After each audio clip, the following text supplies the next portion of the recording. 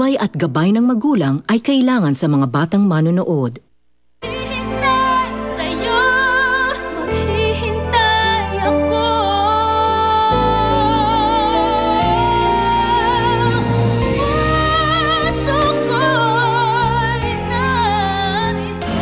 Yan ang gusto mo ipalit kay Mami? At hindi ko rin gugustuhin na maging anak. Oo na, alam ko na.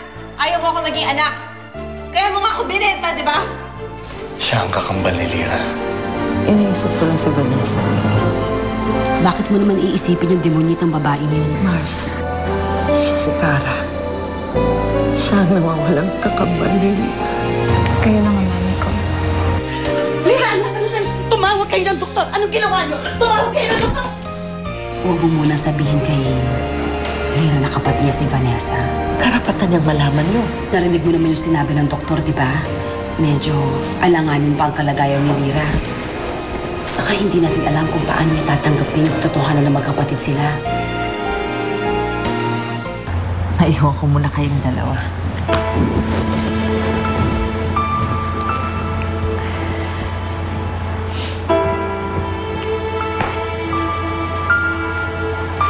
Kahit alam mo na, ako pa rin ang pinili mo. Ina ko lang siya sa dugo. Pero kahit kailan, hindi siya naging nanay sa akin. Kaya hindi ko siya matatanggap kahit kailan. Mahal kita.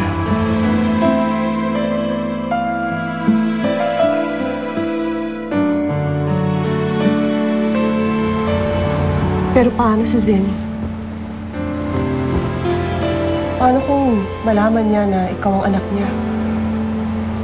Paano kung maghabol siya?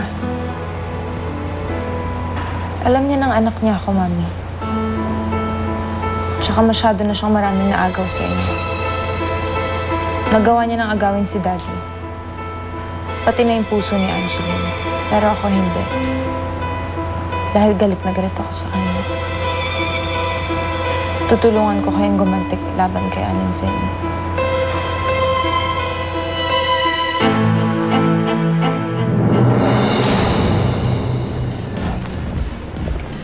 Hoy, dumating na ba sila? Tapos darating yun, tagal-tagal. Late na eh. Pare, hindi lang ah. Di ba ikaw si Dennis? Oo, bakit? Kaibigan ko si Prince. Alam ko yung mga ginagawa mo sa kanya. Kaibigan na kaibigan ko, tropa ko na rin.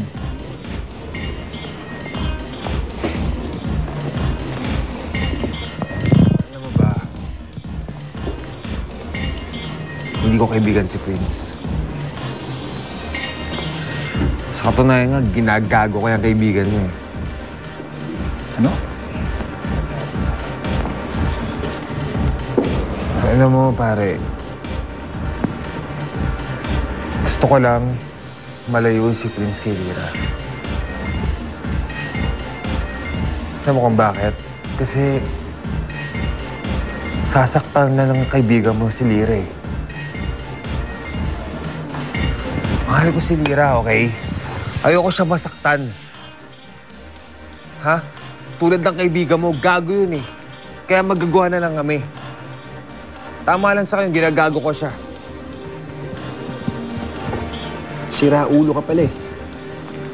Umalis ka na nga dito. Alam mo pare, hindi ako masama eh. Hindi ko alam kung bakit ako nagkakaganito eh. Hindi ako ganito, pare. Hindi ako ganito.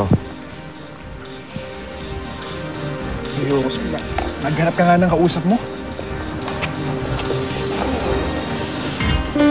Nay, Kamusta ng pakiramdam mo? Okay naman ho. Sina Dennis at saka si Prince. Si Dennis nauna na, kanina pa. Si Prince kakaalis lang. Ngayon lang. Nag-away na naman ho sila.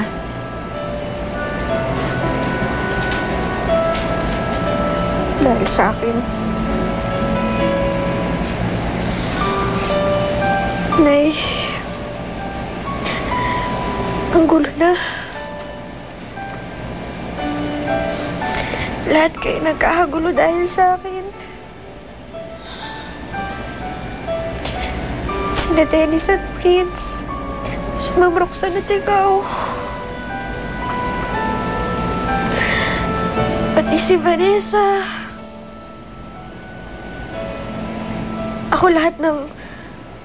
Ako na lang lahat ng dahilan. Ano kaya kung mawalan na lang ako? Lira, huwag kang magsalita ng ganyan. Huwag mong sisihin ang sarili mo, anak. Wala kang kasalanan. Ay, hindi eh. Lahat kayo nag-aaway dahil sa akin. Pati si Ma'am Roxanne, yung kasal nila ni Sir Leo. Naghiwalay ho sila ni Sir Leo. Tapos, malalaman-laman ko ho na kayo na. Hindi ko na alam na eh. Maguguluhan na ako. Anak.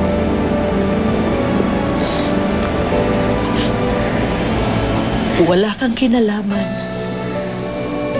sa kung ano man ang namamagitan sa amin ni Leo. Nay, hindi eh. Hindi ba naging kayo dahil sa akin? Dahil kinuha ako ni Ma'am Roxanne? Kaya sama-sama sa pakiramdam.